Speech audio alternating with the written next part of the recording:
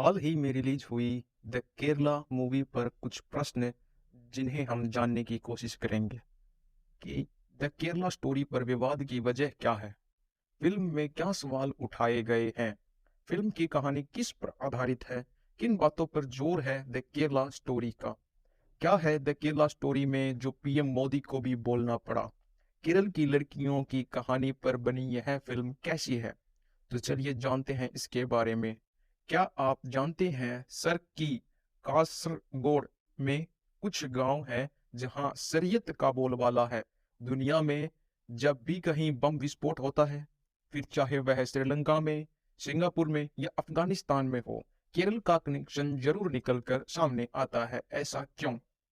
यह सवाल है पुलिस प्रमुख से निमाह मैथ्यू का, जो उन तीन जिहादी लड़कियों में से एक है जिस पर द केरला स्टोरी मूवी बनी है। इस मूवी में जिनका किरदार दिखाया गया है, निमाह की भूमिका निभाई है योगिता बिहानी ने।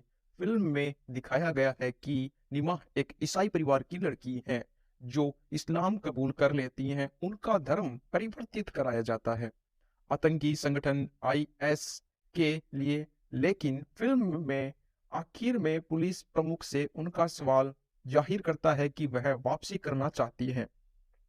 जो कोई भी केरला में पला बढ़ा है या फिर इस राज्य में लंबे समय तक रहा है, उसके लिए निमाह के शब्द मेलोड्रामा से भरपूर हैं, लेकिन साथ ही सफेद झूठ भी। यह पूरी फिल्म ही इन दो तथ्यों के इर्द गिर्द झूलती रहती है।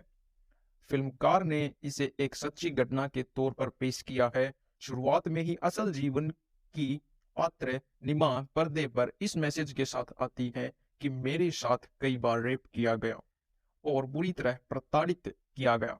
इस मूवी में उसका कुछ ही हिस्सा दिखाया गया है। मैं इस फिल्म का स्वागत करता हूँ क्योंकि यह संदेश सभी तक पहुंचना चाहिए। मैं नहीं चाहता कि जो उन लड़कियों के साथ हुआ वो किसी और के साथ भी हो। फिल्म में मुस्लिम किरदारों का डार्क साइड में दिखाया गया है। कम्युनिस्टों के साथ भी कोई बहुत अच्छा बर्ताव नहीं हुआ। बार बार कैमरा एक दीवार पर फोकस करता है जिस पर लिखा है राष्ट्रवाद हराम है, तुम्हारी पहचान मुस्लिम है। पूरी फिल्म का ट्रीटमेंट बॉलीवुड स्टाइल में है, लेकिन उस तरह का पेनापन नहीं दिखता। फिल्म पर बैन के लिए दायर याचिका को खारिज करते हुए केरल हाई कोर्ट ने जो टिप्पणी की, उससे बेहतर कुछ और इसकी व्याख्या नहीं कर सकता। अदालत ने कहा कि इस तरह की फिल्म मुश्किल से ही राज्य के सेक्युलर ताने बाने को नुकसान पहुंचा सकती है। द केरला स्टोरी की कहानी चार लड़कियों पर आधारित है। इनमें शालिनी एक पारंपरिक हिंदू परिवार से आती है, गीतांजलि मेनन एक कम्युनिस्ट परिवार से है और तीसरी लड़की है निमा। ये सभी कासरगोड के नर्सिंग कॉलेज में दाखिल लेती हैं। मल्लपुरम की आसिफा चौथी किरदार हैं जो इन लड़कियों से दोस्ताना व्यवहार करती हैं। प्रश्न: द केरला स्टोरी को लेकर हंगामा है, क्यों? फिल्म इस दृश्य के साथ खत्म होता है जहां आसिफा और बाकी तीन लड़कियां हॉस्टल के कमरे में साथ दिखती हैं। यह अंत संकेत देता है केरल में अब भी धर्म परिवर्तन जारी है और आईएस जैसे आतंकी संगठन साजिश में लगे हुए हैं।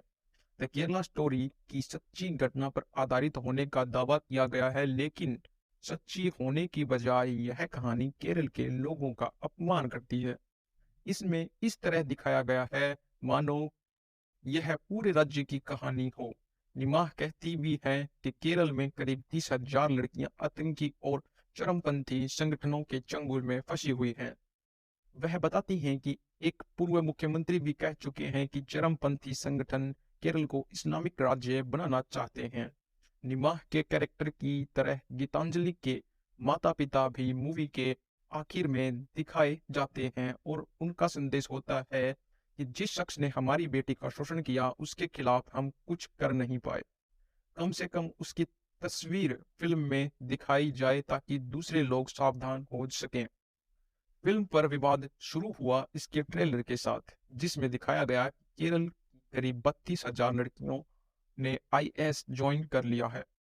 फिल्म में भी कई सीन हैं जिनसे जाहिर होता है कि मुस्लिमों और कम्युनिस्टों को किस तरह टारगेट किया गया है। ऐसा एक सीन है जब शालिनी कासरगोड के नर्सिंग कॉलेज में पहली बार जाती है तो वहां एक स्लोगन लिखा दिखता है, फ्री कश्मीर। हालांकि अगले सीन में बुर्का पहने एक महिला आती है जो कॉलेज की हेड है और वह इस तरह के स्लोगन के लिए फटकार लगाती है कि भारत जैसे मुल्क में इस तरह की गतिविधियां बर्दाश्त नहीं की जाएंगी। इसी तरह अपने प्यार द्वारा धोखा दिए जाने और ब्लैकमेल किए जाने पर गीतांजलि आत्महत्या कर लेती है। खुद को खत्म करने से पहले वह अपने पिता को दोष देती है कि अपनी विचारधारा और अपने धर्म के बारे में सिखाने के बजाय उन्होंने कम्युनिज्म की विदेशी विचारधारा सिखाई। ऐसा लगता है कि मूवी यह दिखाने का प्रयास कर रही है जो धर्म पर विश्वास नहीं रखते उन्हें बरगलाना ज्यादा आसान होता है।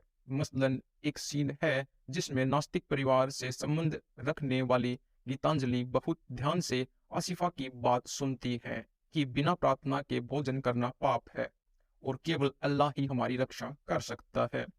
तो इस प्रकार इस मूवी का जो पूरा सार था वो यह निकल कर आया है कि हमें हमारे कल्चर धर्म के बारे में बताया नहीं जा सकता था, जिससे हमें जो भी कोई अन्य धर्म के बारे में हमारे धर्म को कमजोर बताता है तो हम उसे काउंटर नहीं कर पाते हैं। इसीलिए अपने धर्म के बारे में कम से कम इतना जानना आवश्यक है कि दूसरे धर्म के लोग जब हमें नीचा दिखाने की कोशिश करें तो हम उसे काउंटर कर सकें। अगर वीडियो अच्छी लगी है तो लाइक शेयर कमेंट जरूर करें और ऐसी ही वीडियो सुनने के लिए हमारे चैनल पर बने रहें। धन्यवाद। Thank you so much.